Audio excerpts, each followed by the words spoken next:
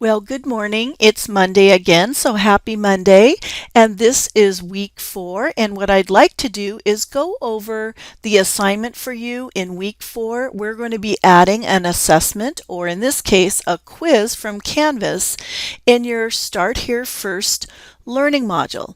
I just want to reinforce the fact that we think it's a good idea to provide some practice assignments and activities for your very first week or pre-week. In the case of some of our instructors decide to open up their course a few days earlier so students can get in and just familiarize themselves with the Canvas learning environment and also the workflow for the class.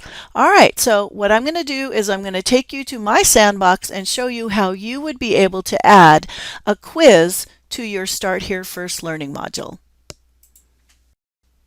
Okay, as you can see, we're at the Start Here First learning module, and so what I would normally do is I would be able to add, with this dialog box, add a quiz right here. Notice I already have some quizzes available, but this would be a new quiz. But before I do that, I want to show you another way you can actually create quizzes and manage them. Over here to your menu, your course menu that is, you have quizzes. Now this may or may not be visible to your students.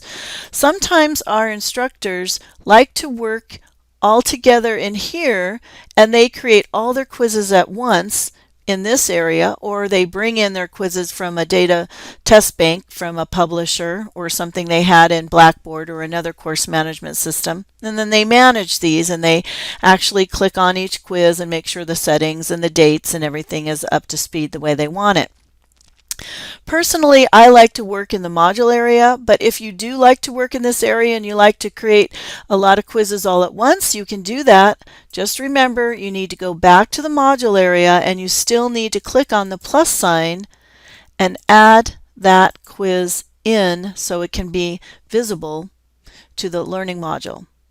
Now, some instructors also like to keep the quiz area open at all times. I like you to just work in the learning module. So from start to finish, you have everything you need. You don't have to worry about going into another area. So this is how I'm going to be actually creating the quiz today for your demonstration purposes. So I'm going to click on a new quiz. You can call the quiz whatever you want. We in the past have came up with this scavenger hunt. It could be a scavenger hunt about the class. It could be a scavenger hunt about your syllabus. So you're going to want to make sure, especially if you set up groups and categories in your assignment area, you can actually put this into that particular assignment area. I don't have anything here set up for quizzes, but I'll show you when we actually start working with the gradebook what that all means. So I'll just put it under assignments for now. I can decide if I want to indent or keep it on the same level it is, and then I click on Add. And you probably noticed from the last activity we did that usually they're not published, and also it goes to the end of that learning module that you're adding it to. So now I'm going to click into this quiz, and I'm going to edit it, and this is where you're going to be able to select the settings.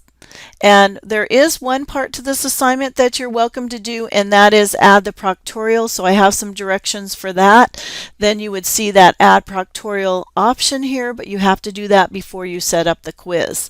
So I'm showing you a little bit of how to set up the quiz without actually applying that proctorial. That's optional. I do want you to try it if possible because we are piloting that proctorial tool and we want to see if it's hard to install and also if it's difficult to actually use. You all had an experience with it when you were first came into the class and I gave you a little scavenger hunt, so to speak, a little quiz in the beginning.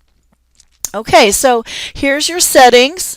Put some instructions. Why are the students doing this quiz? You might want to give them a link to your syllabus. Tell them to study this. You could say this is the study guide, the syllabus. This is what I love about Canvas. And then remember, we can actually highlight these areas and we can go to that course navigation area. And if you have used the course syllabus tool, you could link it.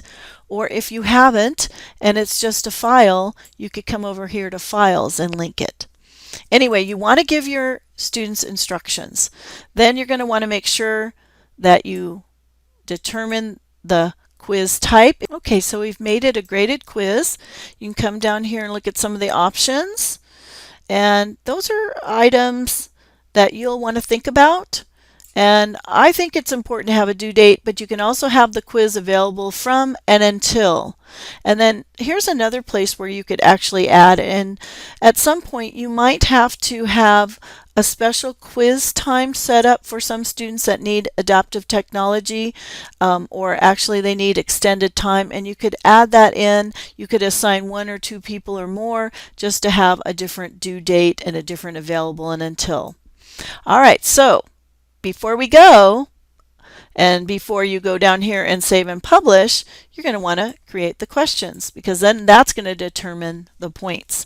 So you can click on new question. For most of you, you're going to be doing this from scratch.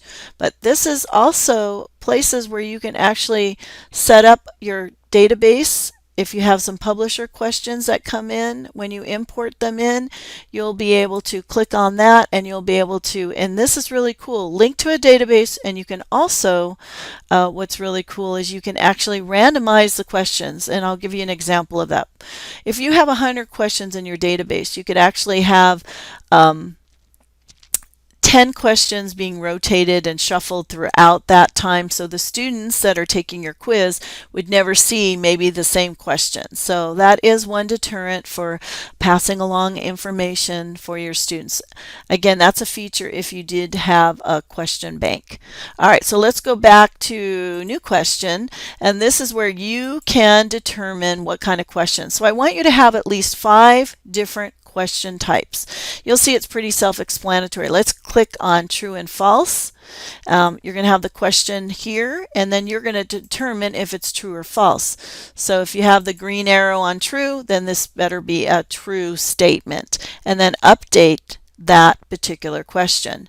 Then you'll see it listed on top, and then you'll go to the next one and pick a different type of question type. Try multiple choice. Again, try about 5 different types. You might settle on only 2 or 3 when you actually do make the quizzes, but I think this is a good idea to get students familiar with the different types of questions that you're going to be using. All right, so once you do that, you're going to update that question again, and then at the end, you save and publish. Okay, if you just save, it will be hidden from students. And then what's the fun part about this is that you get to preview your quiz and see what it looks like to students. This area over here, moderate this quiz, this is where you can moderate the students, and you can actually give them multiple attempts if you needed to. Sometimes students have some problems with tests, and they actually need to have their test reset for them. So you can manually unlock the quiz for the next attempt, or you can provide some additional attempts. So that's something that you probably want to make note of. All right, well, have fun with this, and on Tuesday evening, you know I'll do a deeper dive into how to create a quiz in your Start Here First Learning module. Have a great week, everyone, and let me know how I can help you be successful. Thank you.